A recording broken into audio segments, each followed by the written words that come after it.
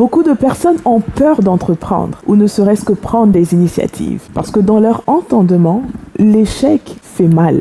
L'échec laisse des traces indélébiles. L'échec nous fait perdre, soi-disant, notre valeur aux yeux de notre entourage et même à nos propres yeux. Un jour, une personne chère à moi m'a dit ceci: un échec reste un échec. Aucune mauvaise intention de sa part, juste sa manière à elle de m'encourager à donner le meilleur de moi à cet examen pour lequel je me préparais. Plus de 15 ans plus tard, après avoir été confronté à différentes situations et côtoyé de près différents types d'échecs, j'ai pu me faire mon propre avis sur la question. Alors l'échec reste-t-il véritablement un échec?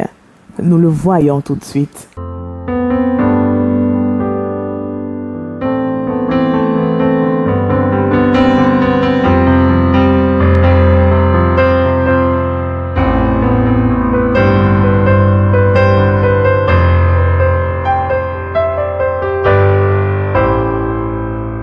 Bonjour, je suis Rachel Fonga, consultante en ressources humaines et je vous aide à retrouver du sens dans votre activité professionnelle et améliorer votre productivité. Nous sommes en 2010, en plein été, mais dans mon cœur il faisait froid.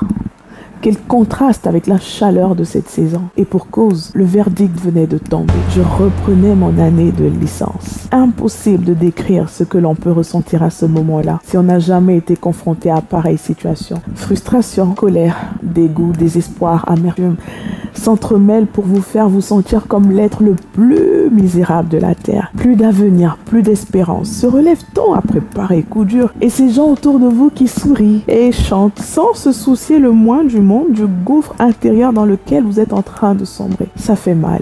Et j'ai eu mal. Mal de ne pas avoir été à la hauteur. Mal d'avoir déçu la confiance placée en moi. Mal de voir mes amis évoluer sans moi. Mal face au lendemain incertain qui se présentait à moi. Pour moi, tout était fini. Sauf que le lendemain, je me suis réveillée et il fallait du coup faire face à cette situation. Alors on se remet dans la danse, le pas mal assuré certes, mais on se relève quand même en essayant de mieux faire les choses. Mais qu'en est-il des échecs répétés? Pour ma part, j'aurais échoué à cet examen 5 fois au total, sur 3 longues années de ma vie. Autant vous dire que ma santé mentale a été sérieusement mise à rude épreuve, sans parler de l'isolement social dans lequel je me suis enfermée. Comme moi, vous êtes nombreux à vivre cette douleur au niveau professionnel, due à la perte d'un emploi, l'échec d'une entreprise, d'un projet, etc. Et insidieusement, la peur s'installe dans votre cœur, un mouvement de défense plutôt, la peur d'échouer à nouveau. Oui, parce que l'échec peut laisser des séquelles. L'échec t'empêche de prendre des risques et te maintient dans une certaine zone de confort, même si au fond cette soi-disant zone de confort est plus inconfortable qu'autre chose. L'échec te paralyse et t'empêche de progresser et d'exploiter ton plein potentiel. Beaucoup d'entre vous savez parfaitement de quoi je parle. Au fond de toi, tu sais que tu es capable de faire plus que ce que tu fais actuellement. Sauf que tu n'as même pas envie d'essayer parce que ton âme a gardé en mémoire cette douleur, cette blessure ressentie par le passé suite à l'échec. Tu ne prends pas d'initiative à cause de cette petite voix à l'intérieur de toi qui te le déconseille à chaque fois. Et si ça ne marche pas, comme la dernière fois, veux-tu que les gens se moquent de toi à nouveau? Et là, tu souris juste et laisses la vie suivre son cours normal en glissant cette solution que le monde attendait dans le tiroir, à l'abri des regards. Mais j'ai une question pour toi ce matin. Jusqu'à quand ce petit jeu continuera-t-il?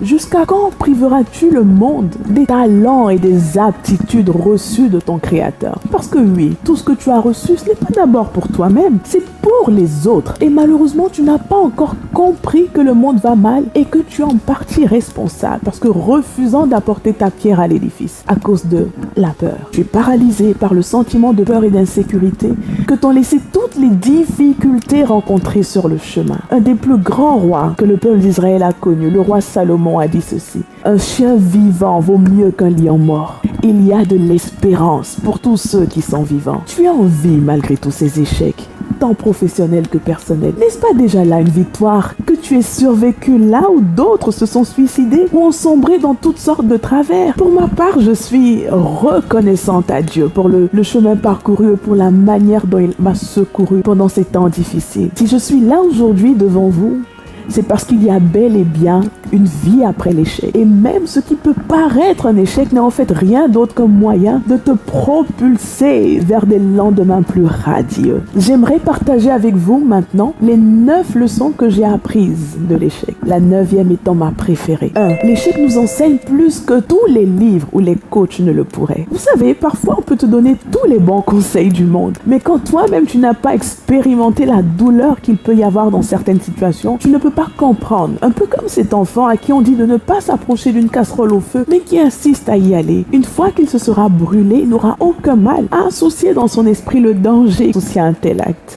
2. L'échec nous permet de tester la fondation de notre construction.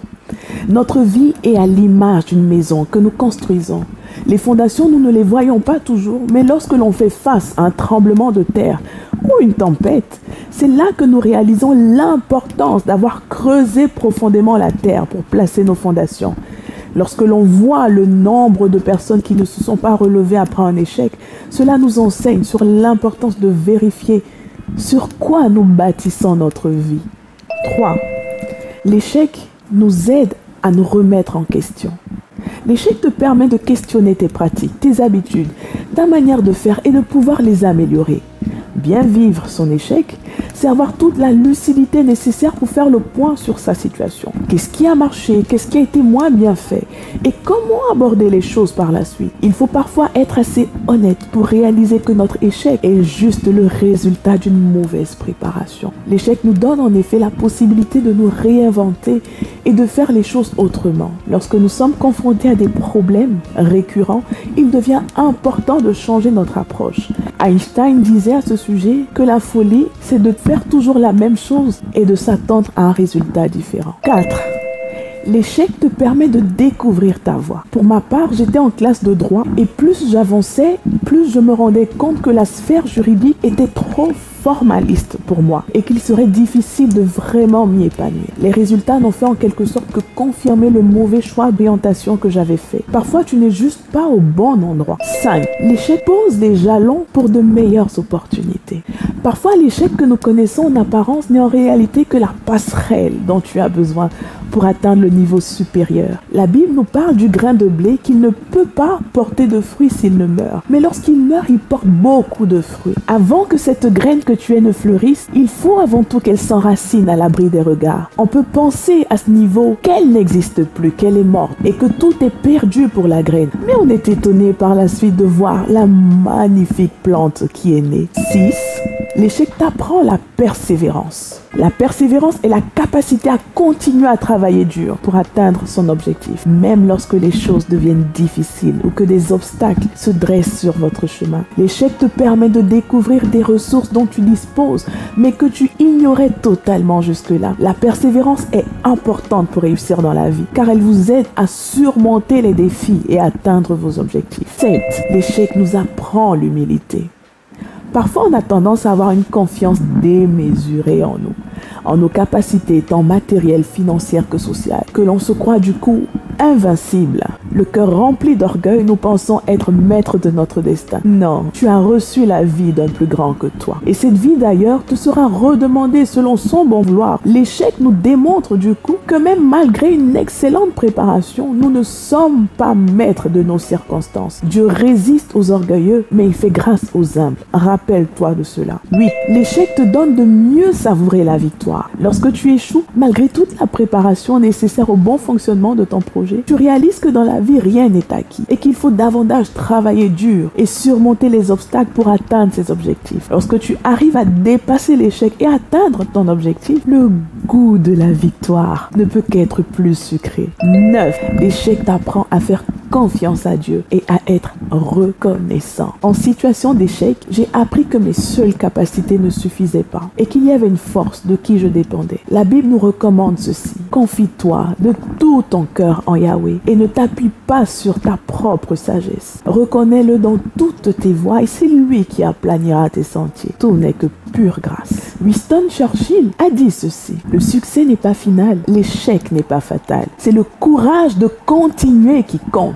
Rachel Fonga, pour sa part, dit: il y a une vie après l'échec et tu as la capacité de décider de faire de cet échec apparent ton succès futur. Alors relève-toi parce que it's time to work.